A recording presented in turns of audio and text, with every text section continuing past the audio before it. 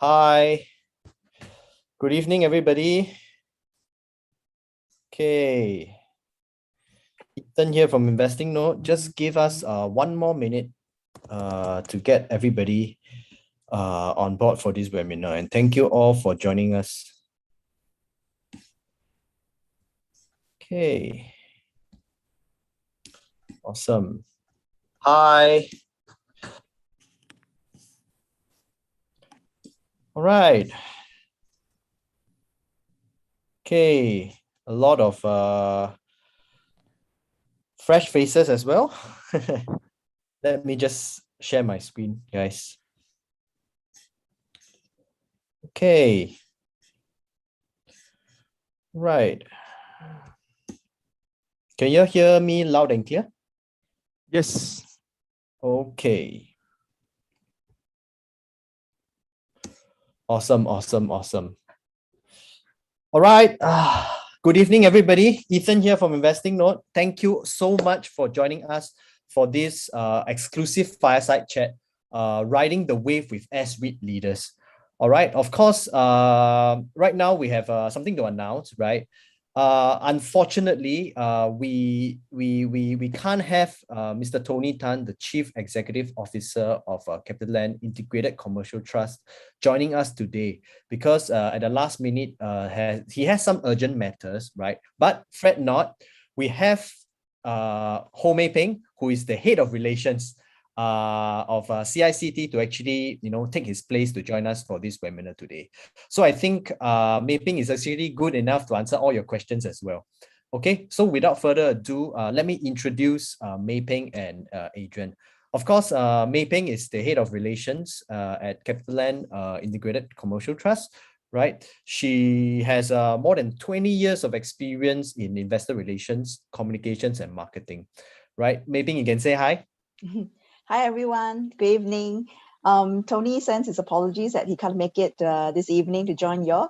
And I will definitely do my best to address your questions and also share any insights that we have for CICT. Yeah, thank you. Okay, awesome. All right, so the next speaker, of course, Mr. Adrian Chew, Vice President of Sales and Product Strategy at CSOP AM. Adrian, want to say hi? Hi, good evening, everyone. Wow, crazy rain just now, right?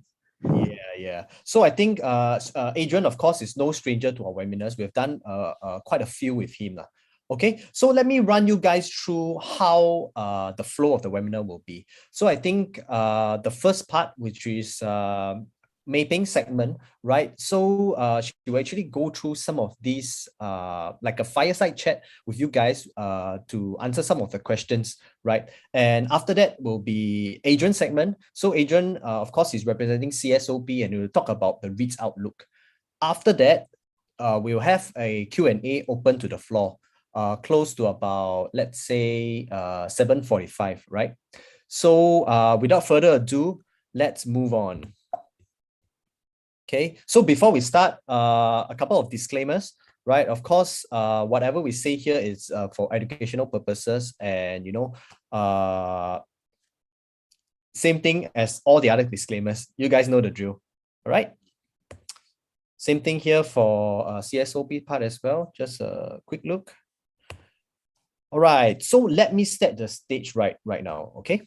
So of course, as Singapore right now, we are shifting from a pandemic stage to an endemic stage, right? So I think our government has previously, mentioned this in the media as well. But that is on the outlook that Singapore's economy will actually rebound by 6 to 7% in this year, right, and grow from 4 to 5% the next year, right, on the back of sustained global recovery.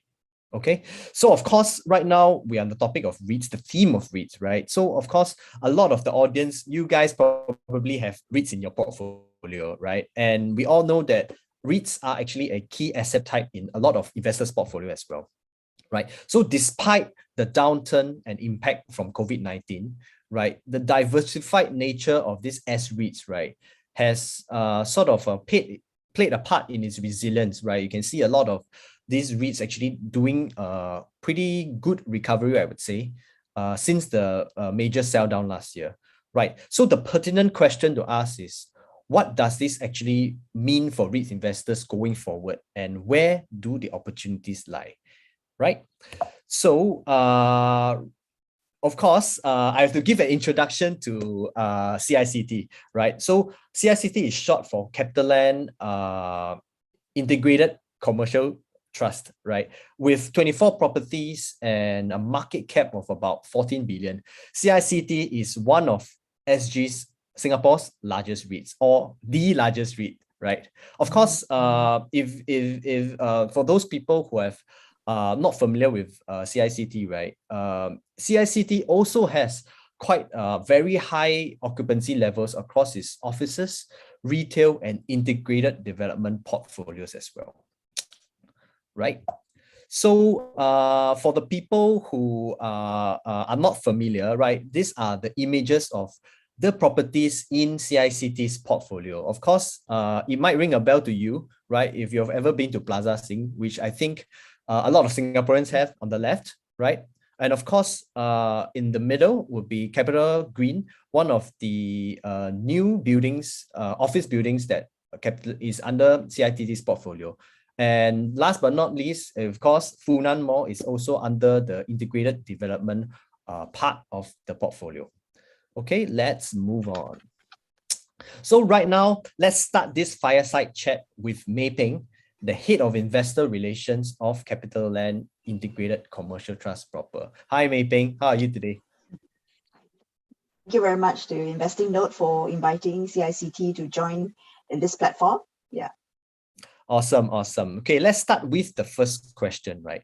So, of course, the pandemic has led to an acceleration of online shopping, and many of us are actually under the scheme of work from home arrangements, right? So I think one of the pertinent questions for you, right, is that how has this trend affected CICT's portfolio performance? Can you shed some light on that for us, Mei Peng?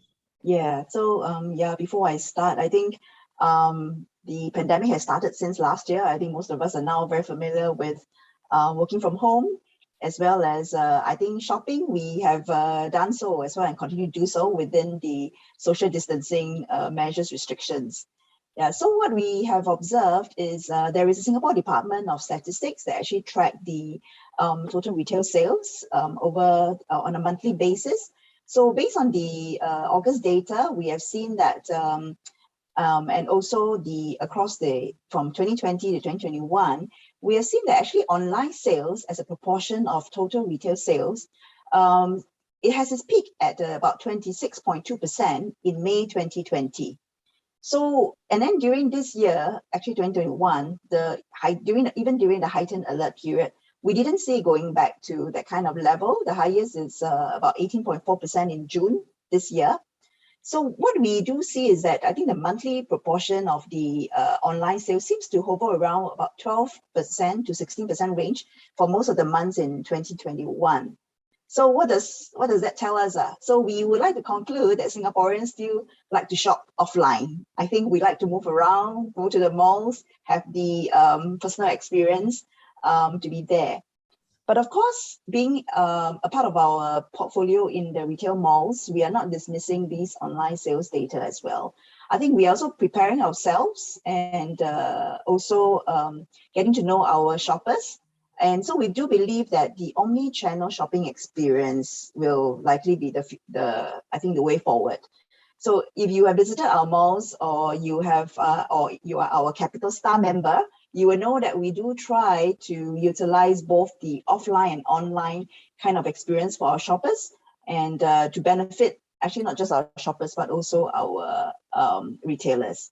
So with the support of CapitaLand, our sponsor, we actually have this Capital Star platform, which because of the pandemic last year, we started two online platforms, which is called the Capital Eats, and the eCapital Malls. So these platforms actually lend support to our retailers during the pandemic period. Capital Treats actually provide the food delivery services, and then and it allows for online purchases. which actually creates that convenience for our member shoppers. And then the eCapital Mall is that it's basically as it says, you actually buy or purchase on an online basis. So what we would like to share is that I think Capital Star, the platform has about more than 1.1 million members. And we also have already onboarded about 3,000 retailers and partners. And we do enjoy an average monthly app traffic of about 3.5 million. So this is something that we do focus on, in addition to what we are doing in our malls. Of course, in our malls, we continue to look at improving our tenant mix so that we can actually, each of our malls, we have different positioning so that we can continue to attract shoppers to the malls. So I would say that what we have seen in terms of the tenant sales levels and also the shoppers traffic, Alison, if you can bring on that, So we have actually shared, as at the end of September, I think our tenant sales data has actually seen improvement on a year-on-year basis. But of course, compared to pre-COVID level, we are still about 16% below. And then shoppers traffic has recovered to, I think for this average for the last 9 months is recovered to close to 2020 level, but still below the pre-pandemic levels, of course. And so I think given this time and all, we are also taking the opportunity to reposition some of our malls tenant mix and doing upgrading where it's relevant. So, for example, I think those of you who like shopping at Raffles City, you will know that, of course, we were hit by Robinson that actually exited last year. So this year we have been doing some temporary use of the space to some of the companies like One Assembly. And then what we have actually announced this round is that we're going to embark on the space that Robinson used to occupy on level 1, 2, and 3, so that we could actually create some easy access. And then this upgrading will be happening in 2022. So when it completes in the later part of 2022, then shoppers can look forward to a kind of new experience in terms of the access and also to new retailers that will be there. So that's on the retail mall side, and because I think, okay, I've shared a bit more on the online as well as the offline, because I think the challenges, it's we all have to live within what we're experiencing now. But I think for us, we do try to look forward in terms of what it is to come, so that we can be prepared for when the recovery and the reopening happens. And then of the office side, of course, work from home is the default, I think, by the government regulations. But our tenants who are companies, they continue to pay us rent as long as they have a lease with us. So what we have seen is that although we are seeing work from home as the default, and what we have seen is that companies, they are, I think since last year, they have been assessing their space requirements, because companies are here for longer term. As long as there's business for them to continue to operate, I think they do need to plan how much space they need and what kind of configuration it will be. So we do see that trend happening. So what we have seen is that some companies expanded their space requirement because they have to plan for business continuity amidst the pandemic and also prepare for post-pandemic. And then there are also some that decided to downsize or right-size their space, so as they take in work from home as a permanent trend. I think just to give you an example of how different companies look at this. So some companies may feel that, oh, because I have to cater for that flexibility, I will cut down on the number of workstations I need to provide for my staff. So with that, some of them, you see them downsizing. But on the other hand, there are some companies who think, yes, even though I need to cater for this flexibility, I want to make sure that I still provide the same number of workstations for all my staff, so that when they come back to work, they know that they have that safe distancing and the common areas where they can actually still have discussion points and all. So there are different approaches by different companies. So there's really no one size that fits all. So of course, I think during this period, we have seen our portfolio occupancy also saw some volatility, I think, as companies firm up some of these space requirement. But at the same time, I think as what at least my colleague Alison has shown on this slide on the right-hand side bar, you would see that we continue to see actually leasing interest. And I think the top three business sectors we've put here in terms of leasing interest is from the IT, media, and telecoms. Actually, that's mainly the technology sector.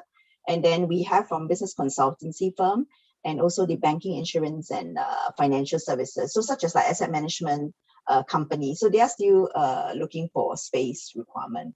And we do see that, I think, in this third Q, there's, as you can see from the orange color, there's actually more leasing inquiries for expansion space. Yeah, so that's a good thing that we are observing.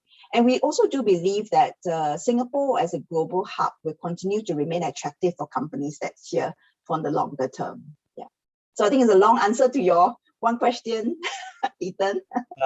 Yes. So allow me to share the screen again, right? So okay, perhaps maybe the next question I would like to ask you is what is the outlook of the retail and office markets within the next 12 months? I think earlier you mentioned there's a lot of improvement in the CapitaStar app and CapitaLand app as well, right? So I think for us, we run campaigns for our community members, and we do give out a lot of the vouchers from the CapitaStar app as well. So I think going forward, can you share a little bit more on the outlook of the retail and the office market in the next 12 months?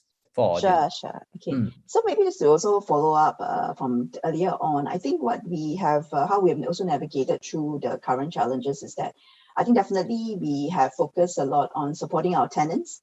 And this is through our CapitaStar platform, as you shared earlier. And also we have also given granted rental waivers to our tenants who are much impacted by the pandemic.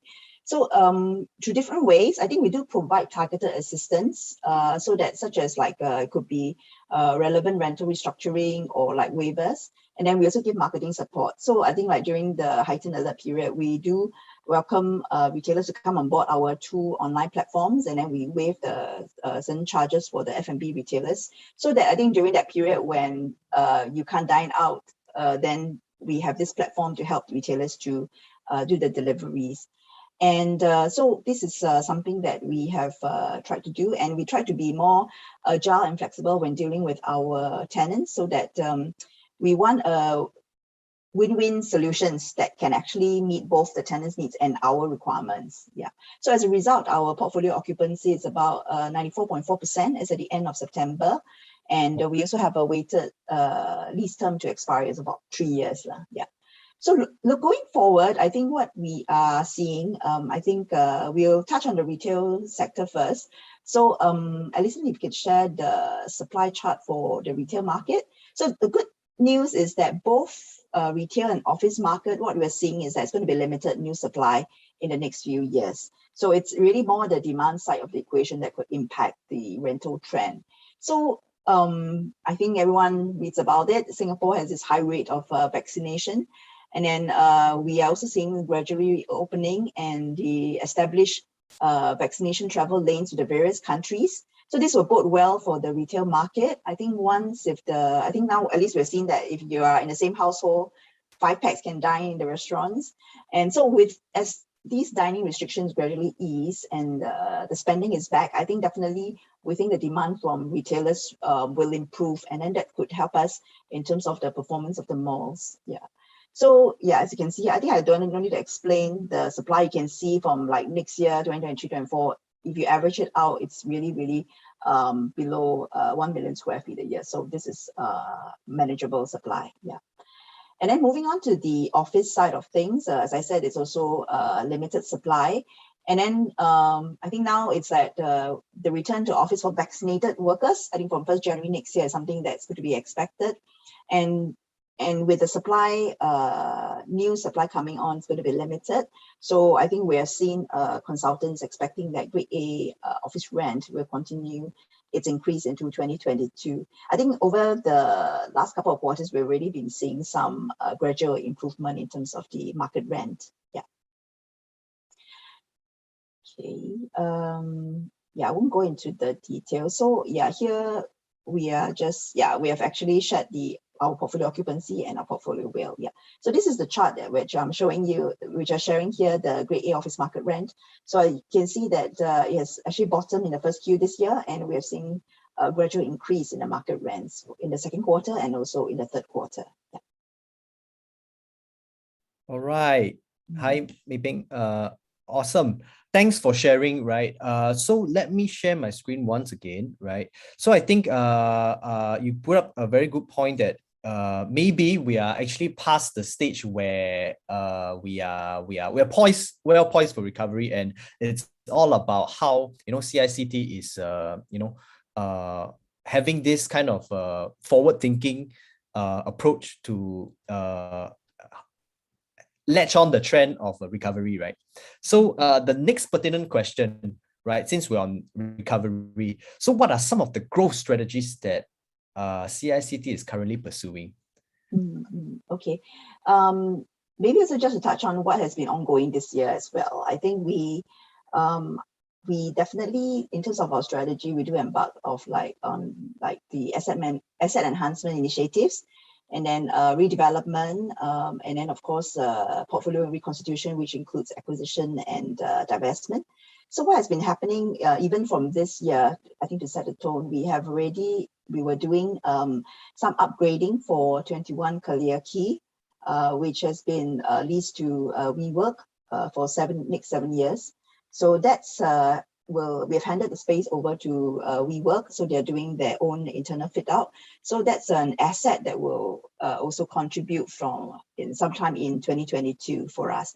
And then the other property that's also undergoing upgrading or partial upgrading is 6 Battery Road, because we are doing some works on the podium, which used to be occupied by the bank. So now we are converting it into because the bank now does not need such a big space, so they have actually taken up a smaller space, and then we have also converting some of the space into retail units. So in the midst of leasing out the space, and then also upgrading some of the older office floors so that they can cater to the needs of current tenants.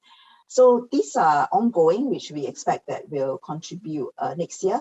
And of course, in terms of redevelopment, we are looking forward to the completion of Capital Spring, which is a new office building with service residents and some ancillary retail, and of course the Market Street Hawker Center that's going to come back here. So this will be completing by end of this year, and we have actually achieved a committed occupancy of 83.1% with another 7% under advanced negotiation. So we have also attracted quite fair good mix of tenants to this building. So these are what's ongoing, but they will start contributing next year. At the same time, I think we have shared earlier, we have announced our Raffles City as part of the retail floors upgrading, so that will take place next year. So we will continue to look at opportunities within the portfolio, because we do have to look at our asset plan regularly, and then also look at the market and what are the things that we can do. So that's something that we will continue. And then at the same time, we're also looking at opportunities in Singapore and overseas developed markets. I think we have always shared that, I think even last year, that we know that in Singapore, we are in office retail, so there are opportunities that we look at. But at the same time, we also want a bit more optionality. So we do have 4% exposure by portfolio property value in Germany of 2 assets. So we are looking also to see whether there are other developed markets that we can explore. So that's something that we're looking at. But we have always guided also the overseas exposure will not be more than 20% of our portfolio value, because fundamentally, I think we still feel that we should be focusing in Singapore, because I think that's where we have our platform that we can actually do more. So that's something that we will look at. So in terms of asset class focus, we will continue to look at retail, office, and also integrated development. Yeah. So these are the things we're looking at, and possibly maybe in the longer term, we will look at again at our portfolio to see whether there's any redevelopment opportunities. I think similar to like what we've done with Funan, Capital Spring, and also Capital Green. Yeah. Super awesome. I think in this slide, I think the keywords are stable distributions and sustainable returns. 2 unique words. Yes, right? Yes. So I think one final question before we pass the time to Adrian, right? So Mei Peng, I'd like to ask you, what gives CICT the edge as a leading REIT in Singapore? Okay, so I think definitely the clear part is that I think CICT as the proxy to the Singapore commercial market, I think because of our retail and office assets exposure, we're definitely beneficiaries of a reopening and recovery theme for Singapore. And then and then I think those who are familiar with us, they know that I think we have CMT, or now CICT, like the first REIT listed in the Singapore exchange back in 2002. So we have an established track record. I think we have done asset enhancement initiatives, we have done redevelopment, we have acquired and also divested. So I think we are active, proactive manager that actually looks at how we can create value for our portfolio, and then of course then delivering the sustainable returns to our unit holders. And then now with this vehicle, we also have a quite well diversified quality portfolio. I think in Singapore, we definitely have assets in quite good location. I think for the suburban malls, we have in the east, the west, and then some in central, and then for offices, of course, mainly in the CBD. So this will actually help us to offer the resilience and stability through market cycles. And definitely, we want to tap on the opportunities in Singapore and other developed markets so that we can actually continue to drive performance and growth. Definitely, the other thing is that we are committed to generate stable distribution and sustainable returns to our unit holders. I think so that when they come on board with us, they are quite well aware of our strategies and what we look for. And lastly, but also importantly, we have a strong sponsor, I think CapitaLand Investments, that highly experienced, and they have a good property management and also leasing team that actually help us to manage the portfolio in terms of increasing the occupancy and also hopefully generating higher rentals. Yeah. All right, thank you, Mei Peng, for sharing with us all these merits and the outlook of CICT as well. So I think very interesting. So I think one of my favorite malls of the 24 out of the 24 properties that you guys have probably be Funan. Okay. So, correct. So I think Funan is a very interesting mall. Every time I go there, right, there will be new stuff. Right, of course, that was during COVID period. You don't have that kind of so-called bazaars or at the main event lounge, where I think the other time you guys had like Lego yes, the displays and all. exhibition. That was awesome. Yeah. Right, I think a lot of the audiences here, if you have not been to Funan, then probably you're not living in Singapore for the last 50 years. Yeah. Correct. All right. Awesome. Yeah. Thank you for sharing, Mei Peng. So let me move Thank on you. to our next speaker. Okay. So our next speaker, it's Adrian Chu, right? Vice President, Sales and Product Strategy at CSOP AM. So Adrian, let us know, what is the REITs outlook, from your perspective. Got it. Can you go to the next slide, please? Thank you. All right. Yes. All right. So I think before we go on the next slide, right? So I think one thing, right? Of course, if you're taking a look at the entire REITs market, you gotta have like index, right? So let's look at the SGX IHS REITs Leaders Index, right? So I think the key question here, once again, how are we doing and where are we heading? Adrian, please. Yes, Ethan. Thank you everyone for your sharing a precious evening with us, and very happy to have CICT, who is actually one of the biggest weight in this index, to be with us today to just paint more light in terms of the office and the retail space. And yes, so how are we doing as Singapore REITs as a whole, and also the S-REITs Leaders Index is doing as a whole? Now, looking over the 5-year period, right, Singapore S-REITs has done so much better than the rest of the other REITs indices that's out in the market. Now, when you look at the over the 5-year period, looking at the goldenish brown line that actually stipulates our index, right, the IHS Leaders Index, right? In terms of total return, they were actually having a bit of outperformance, very in 2019, right? And due to the strong economy that we have. True enough, although, what happened in 2020, the start of the pandemic, although, the S-REIT Leaders Index, along with the global market, the global financial markets, experienced a sell-off, right, in 2020, when the pandemic started. the index actually rebound. Our S-REIT leaders markets, right, actually rebound much faster than the peers. Why? Well, it's actually because of the quality of the REITs that's actually within the index. It provides better returns over the long term in terms of dividend yield and price appreciation. And that's why CICT is actually one of them. They're actually considered as one of the leaders in terms of S-REITs within this index as well, right? And for the first part of this year, or the first 3/4 of this year, we could see that there has been a net sell-off or net outflow in terms of the S-REITs. But like Mei Peng and you guys has actually started off the webinar, high vaccination rate within within the Singapore community. Slowly we're actually opening up cautiously within Singapore as well to allow more and more people to dine out, right? And the recent case where the recent release or the relaxation of the measures that we are able to dine out more than two as a family, definitely will actually help the S-REIT markets. For the last from Q3 onwards in this year, we start to see obvious inflow back into the S-REITs based on the following reasons that I just mentioned. Right, and you could see that in Q3 in July, August, and September, both institutional and retail investors has been piling into S-REITs. The next slide, please.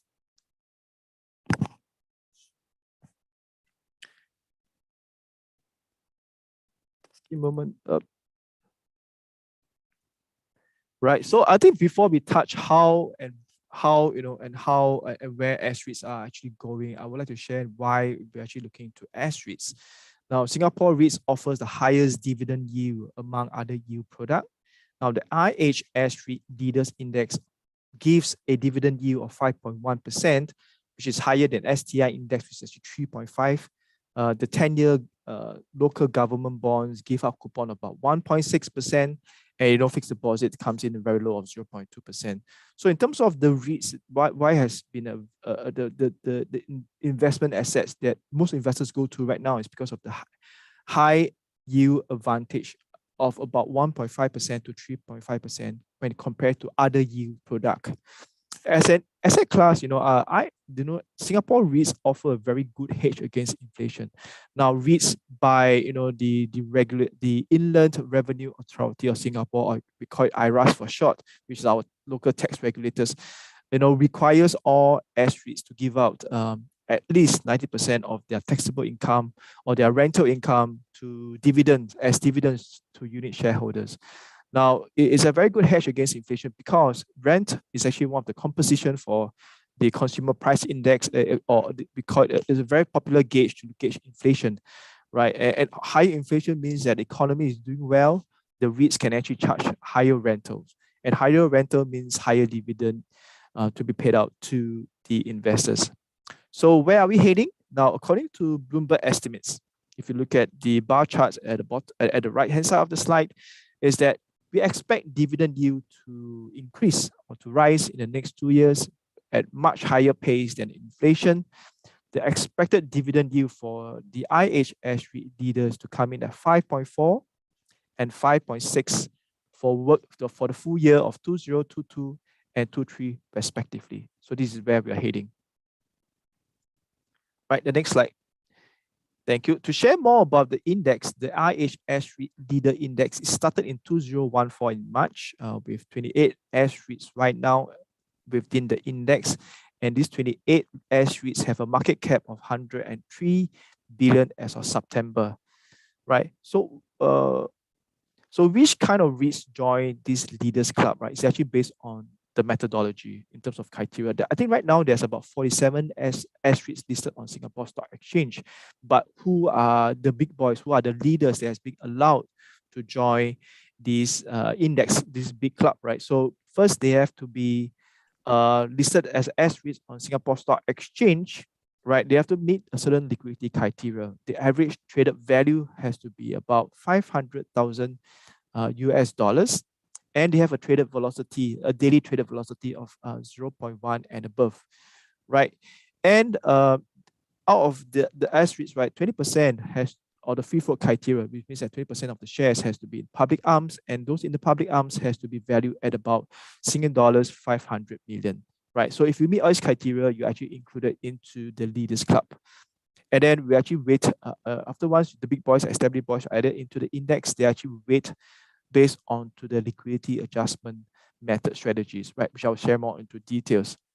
And that's the reason why CSOP likes, how the index assign the weight to these established S-REITs.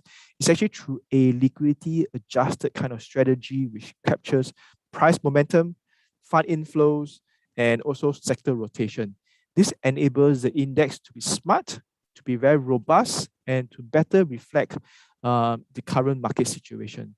So right now, the index is actually very heavily weighted towards the industrial, logistic, and data center, which is about 15%, where office and retail actually holds the second part of the index itself. So right now, it's actually benefiting, this index is actually benefiting from the new economy due to the COVID-19. In terms of a geographical allocation, 64% still belongs to Singapore, while the rest are actually very evenly distributed in Australia, United States, mainland China, Hong Kong, Japan, and the rest are in the European side as well. Right. So why big boys matters? Why we like this index is actually one of the two reasons is that scale matters, right? Most of these big boys, like Mei Peng has mentioned, that it's actually based on their sponsors, right? A government-linked sponsors with very experienced managers, and these big, huge S-REITs have higher quality, newer, very well located, and dominant in the assets. And then with scale, they actually offers operational efficiency. In terms of sponsor pipeline, they have actually a wider global outreach. And if they are big, they are actually able to negotiate in terms of their costs of funding, in terms of equities and debt, and with higher spread, with higher rental income from inflation or the recovery of the economy, lower costs, higher rental means that actually have a higher yield spread advantage, better profitability. So looking at the back testing of this table right now, you can see that the results show that large and mid-cap S-REITs have better risk return profile, and the Q1 itself has the historical return. Q1 itself means that the larger S-REITs have better historical return versus quartile four, which is actually the smaller cap S-REITs. Right, in terms of maximum drawdown itself as well, the large cap is actually more stable. The drawdown itself is actually about 37% versus the small cap, which is the maximum drawdown of 47%. So this is the reason why this backtesting result shows us that the large and mid cap S-REITs offers investors better risk return profile. Right. So after selection of the established S-REITs to be included into the index provider will weight them according to their daily traded velocity over the last 6 months. So the higher the velocity, the higher the adjustment factor when the index rebalance the S-REITs, it rebalance the index itself, right? And in this case, the quartile has been switched over. So quartile 1 in this manner means that they represent the lowest trading volume, the lowest investors' interest in the last 6 months, and the quartile 4 means that the highest trading volume, highest investors' interest, and hence they get higher adjustment factor. So if you look at the last rebalancing that the index has done in September, just recently, right? Suntec REIT has a very high trading velocity of 0.9, which is actually 9 times higher than the stipulated 0.1. So before that, their weight in the index was actually about 2.88%. So because they are so heavily weighted, they have a higher weight adjustment into the index.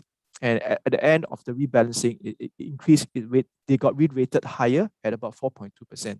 Now, CICT, right, was also very actively traded over the last 6 months before September rebalancing, right? So unfortunately, CICT already has reached the market, the cap of 10%, right? So we couldn't do any more rebalancing upwards for CICT.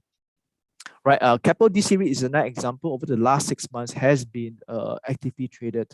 There's a lot of price momentum in that sense. 5.1% was actually the weight previously after rebalancing based on the liquidity adjustment strategy, right? It actually increased the weight by 2.38% and settles at about 7.5% weight within the index. Right.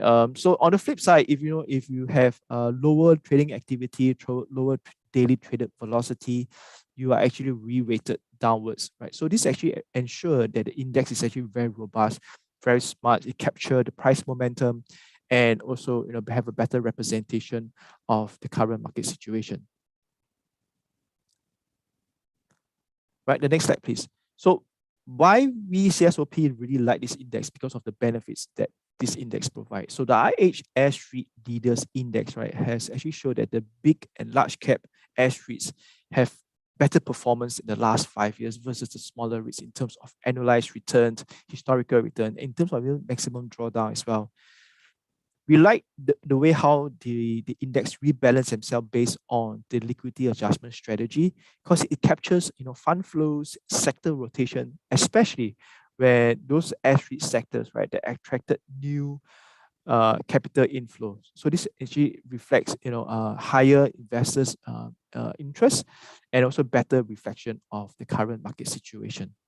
There's actually lower volatility when compared to other REITs indices, because you can see the maximum drawdown for large and mid caps is only about 36 or 37% versus the smaller cap. Right. So the weighting towards a large and mid caps, adjusted with the liquidity strategy and the cap it at 10%, you can see that the large cap and mid cap S-REITs actually outperformed the smallest cap over the past 10 years. This resulted that this index has actually large and mid cap S-REITs having a larger weight in this index.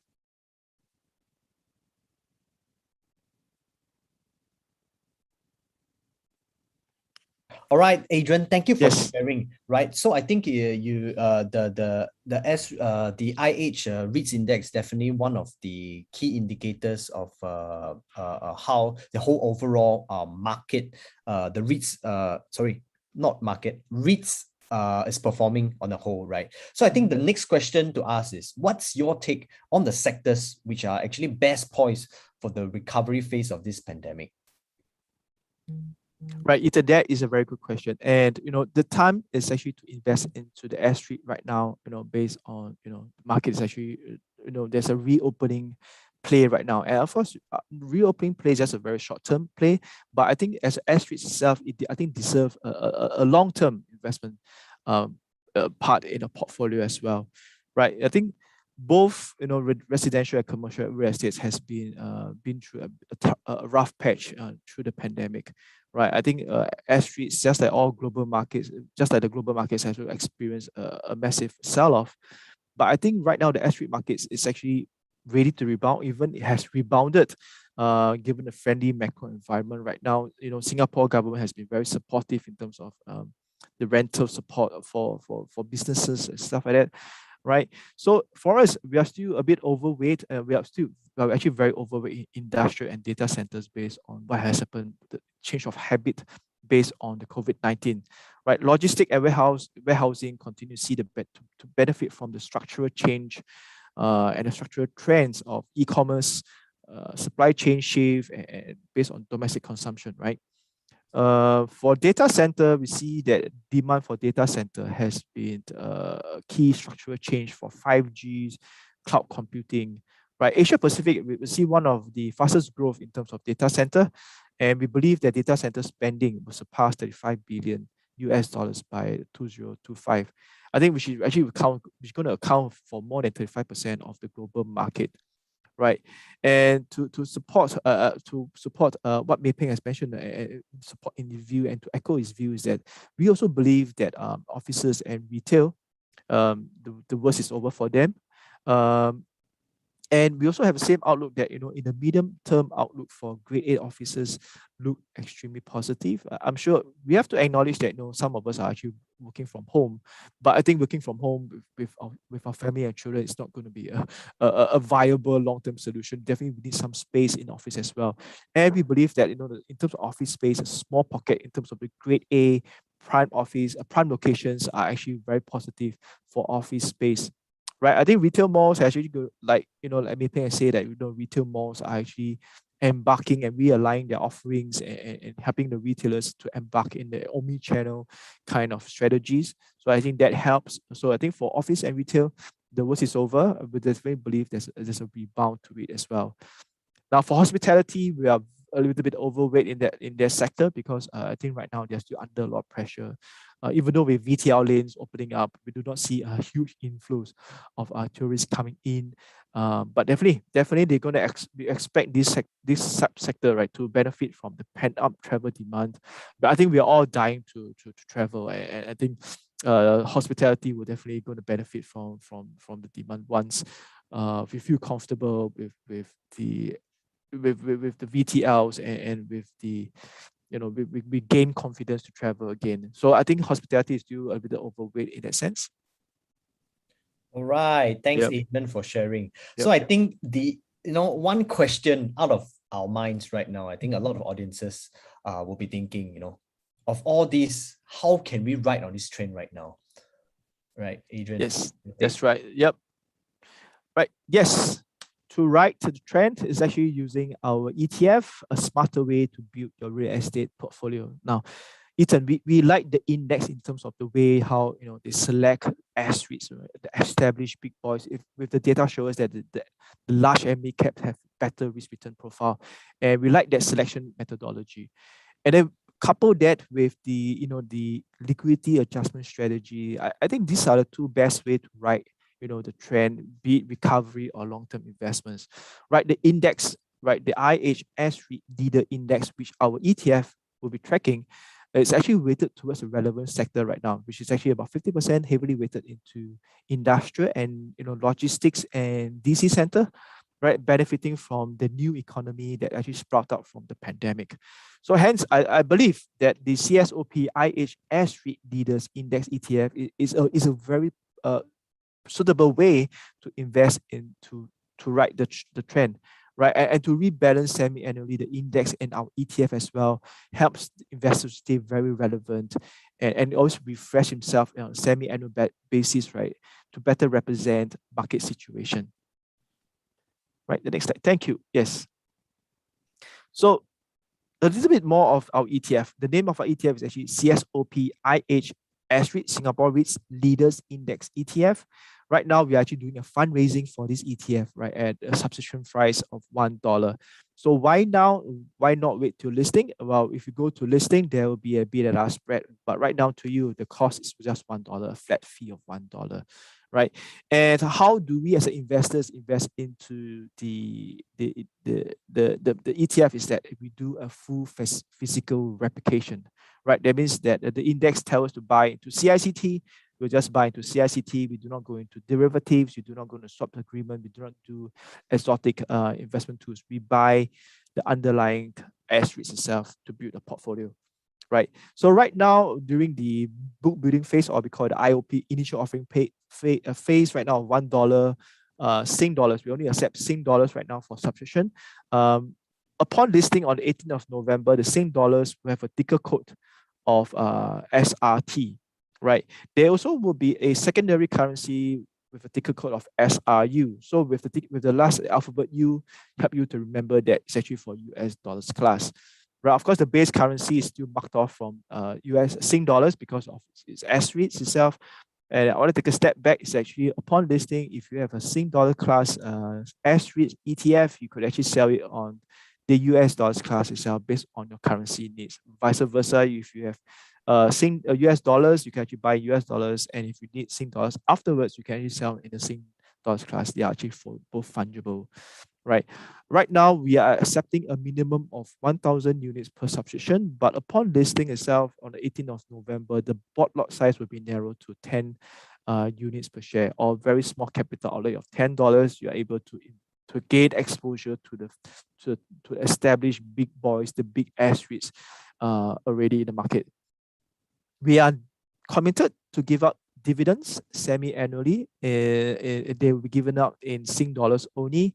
Now, because of our full replication strategy, it's actually an EIP product or excluded investment product. MAS deemed that it's actually a safe product for the regular mass investors. You do not have to declare your education or your trading experience, you could just invest via a trading account, right? And the next slide, please. Thank you. Right. So, right, with this ETF offers investors very easy access to the real estate market, right? Compared to a physical property, in terms of cost and conveniences. In fact, it's actually inconveniences. You need to go through a real estate agent. You have to view the property. There's ongoing management costs, insurance, maintenance costs as well. But if you had to buy a basket of high quality S-REITs with with revenue exposure from various industries and various regions, the IH S-REIT Leaders ETF is definitely a way to go. One lot is only about $10. You get exposure to very high quality S-REITs. And, in terms of diversification, you're actually comparing to a physical property, you're actually exposed to a very high risk, illiquid product or investment vehicle, while S-REITs offer, very high diversification benefits. And backtest, our data shows that, S-REITs has actually very low correlation with equities and bonds itself. So in itself also have high, it offers diversification benefits itself.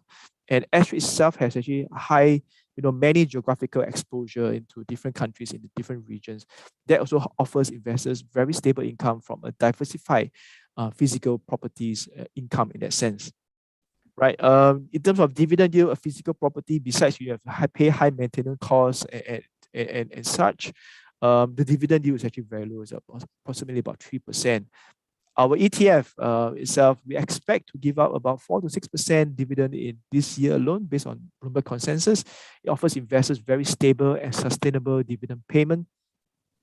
Again, if you compare to a physical property, there's property tax imposed by our government, about 10%, with very high 10% property tax. But for individual invest into the individual S-REITs and into this thing, the ETF as well, the dividend income is actually tax exempted already. So again, in terms of cost, in terms of tax, and ETF, provides efficiency in both ways. All right, thanks, Adrian, for sharing. Right, so I think a lot of audiences right now watching this, right, will actually do some comparison mentally, right? So I think the next question to ask: how is this ETF compared to other S-REIT ETFs on the market? Yes, Ethan. So what gives us the confidence and based on the data that we have done in terms of how the index has actually selects S-REITs to be included, and how this selection helps in terms of a total return versus smaller S-REITs, and the liquidity adjustment strategy, how it keeps the ETF and the index so much up to date. It's not a static kind of index, and that's the reason why we decide to go for a fourth, try to go for it and launch a fourth REITs ETF on SGX. Now, if you were to compare, the rest of all the REITs indices right now in the market, right? All of them, right, hand to heart, all of them offers investors, geographical diversification in terms of property. Now, for the boxes highlighted in red, right? So for the first REITs ETF listed on SGX, right? The SGX APAC ex-Japan Dividend Leaders, right? They offers diversification by investing directly into overseas listed REITs itself. Now, when you have that buying REITs into overseas overseas REITs itself, right? Unfortunately, with 51% exposure into Australian REITs itself, it definitely offers investors exposure into Australian market. But unfortunately, on the flip side, there is an issue of tax. There's a withholding tax about 15 to 20% in terms of dividend for Australian REITs, and that caused a drag in terms of their total returns over a 5-year period. Right. Same for the FTSE Ipanari as well. They have actually they have no Australian exposure, but they have exposure into higher exposure into Hong Kong, Malaysia, and Indonesia, Philippines, and Thailand. Right. And they these are some of the markets that actually has been really battered by the COVID-19 as well. Also that have actually caused a drag in terms of the performance in terms of a total return. Now, for Morningstar S-REIT Yield Focus Index and our S-REITs Leaders Index, we comprises fully 100% S-REITs only, right? And yet we still offers investors, same geographical diversification because the S-REITs themselves owns physical overseas properties. Yet there is no tax imposed on the investors' end in terms of the dividend income. So that's where it helps us in this both our indexes helps in terms of our total return. Now on the second part, right, when you compare these two indices, on the second part, yield is definitely not the only story when we talk about S-REITs. Now the S-REIT Leaders Index, right, that includes large and mid-cap S-REITs, offers investors potentially higher price appreciation and higher yield respectively, right? And with the liquidity adjustment strategy help to capture the market trend better, which sector to allocate more weight, that helps to, result in the better total annualized returns versus the other S-REIT index, right? So that's how the difference is. All right. Thank you, Adrian, for sharing. I think there's a lot of, it's so comprehensive, that it took me a while to digest as well, the comparison between all the different indexes, right? Yep. So I think just to sum it all up, right, can you share with us some key takeaways? Definitely. Or, a few pointers that our audiences can, if they weren't paying attention since the beginning, they could actually, remember, right? All right, so the key takeaways, right? What this index and what this ETF does is actually offer the benefits of both sides of the scale in the S-REIT markets, right? This index allows only large cap and mid cap to be included into this index and into our ETF on the simple basic fact that our data shows that large and mid caps offers investors better risk return profile versus smaller cap. Why? Because large cap has higher quality assets, the newer quality assets, dominant assets, very strong, government link, sponsorship, and stronger experienced manager. So CICT is a very good example, right? And also the economy of scales, right? When you're bigger, you're able to negotiate. You have more bargaining power in terms of the cost of borrowing, and you in terms of charging a rental as well. Higher rental, lower borrowing, have a better yield spread for these large companies. Higher growth potential in terms of price appreciation, higher liquidity. On the flip side, we add in small cap because they offer investors defensive, higher dividend yield, very stable and attractive cash flow, sector diversity, more representation. You funnel these two both benefits into the index and into the ETF. It offers investors a smarter way to build the real estate portfolio. Again, based on these following reasons: cost and tax efficiency.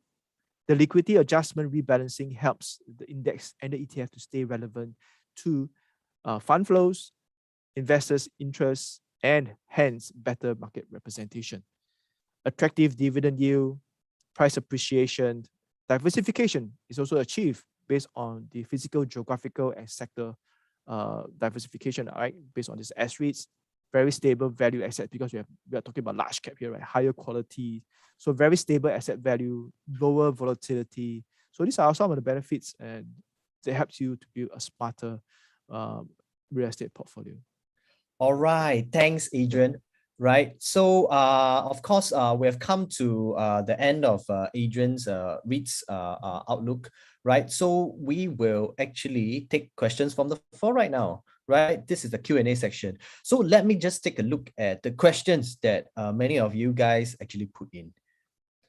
All right, so I think the first question, right, for Mei Peng, right, from Mr. Anonymous Attendee, right? So thanks, Mei Peng, for your sharing, to quote. We see more retail brands moving their operations 100% online. What are your thoughts on this, and how will this impact CICT? Yeah, thank you. Thank you for the question. This is a good question. I think we also want to share that I think retail brands is really quite a variety and from different business sectors. So one business model may not be also applicable across the board for all. So what we are seeing, and also as shared earlier, we think that really omni-channel is the way going forward. Because if you are just depending on the online channel, then it's also how are you going to build the branding, and also will your customers be able to see or touch the products that they're buying. This is something that's often important, so that they can associate with the offerings that the retail brands actually bring along.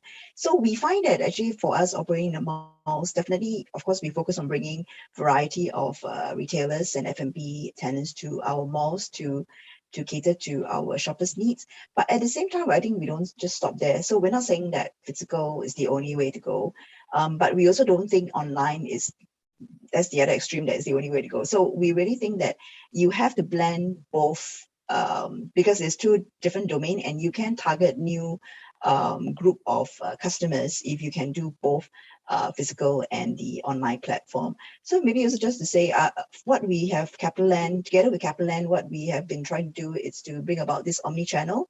I think I was also just reading this 11/11 sales that's ongoing. I think for CapitaLand, we've also partnered with Shopee. I think this is the second year that we are partnering with Shopee to bring, I think, some of the retailers to an online platform to also help them promote to the different group of customers.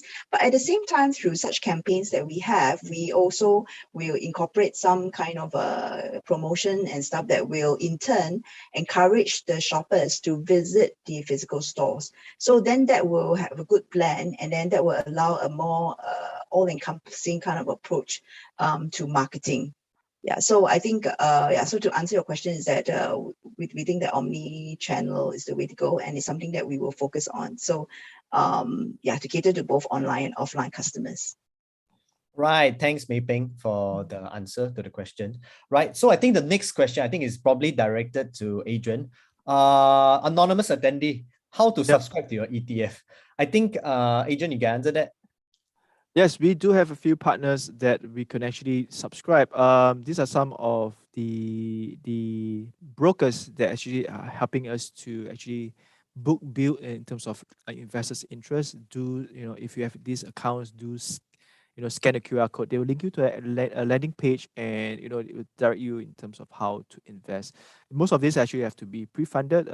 Most of them has to be pre-funded and irrevocable in terms of a subscription. Yes.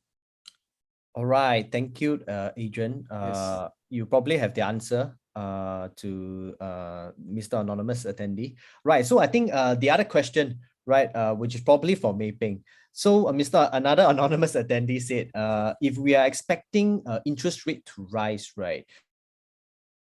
So are we expecting any changes in the DPU or growth strategies in effect, right? Mei Peng, do you have any comments on that?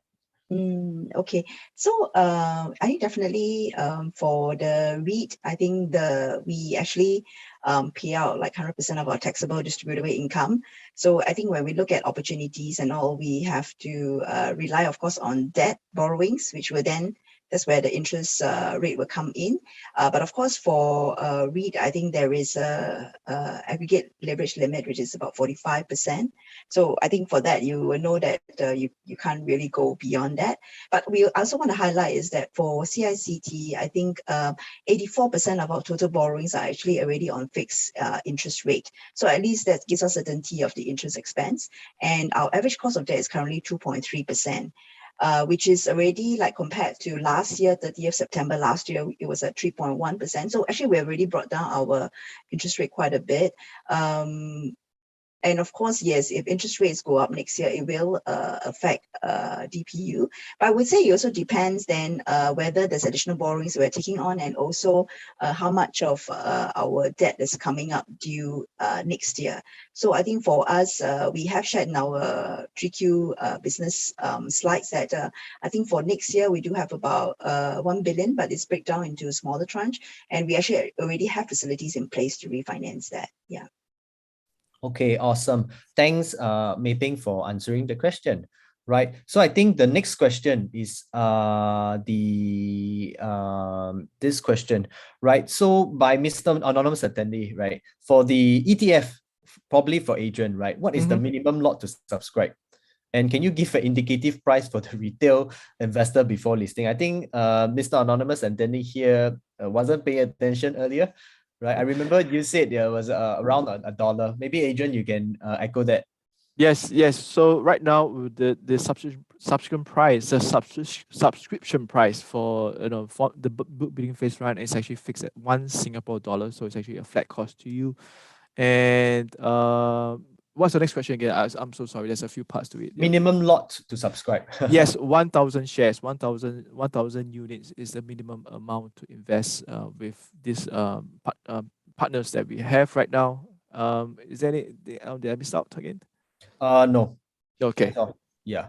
So probably another question, right? So what is the NAV of the ETF as asked by Mr. Anonymous attendee? Yes, right now, so the index is still running. The index is running, but so we're actually building the investors' interest right now, and then once we actually close our books, we actually deploy it. So right now, we could safely say that the NAV is actually $1 right now. Yep. Okay, cool. Awesome. So, okay, I have a question for Mei Peng. So I think earlier on in your slides, you shared some asset enhancement initiatives I think Raffles City. Yeah, maybe you can elaborate a little bit on that, because I think Raffles City, I mean, as a kid last time, I used to, hang out at the mall a lot, right? I think it has this nostalgia feeling, but yet I think a lot of the audiences will also look at, what are the possible asset enhancement initiatives that can be done to the place as well. Perhaps you can share some light on that. Sure. I think just to elaborate a bit more, I think those familiar will know that previously, I think Robinsons occupy about 3 levels of the space in one part of the Raffles City Mall. And I think we also have wanted to have more tenant mix in Raffles City. So now actually with their move, we have an opportunity to do so.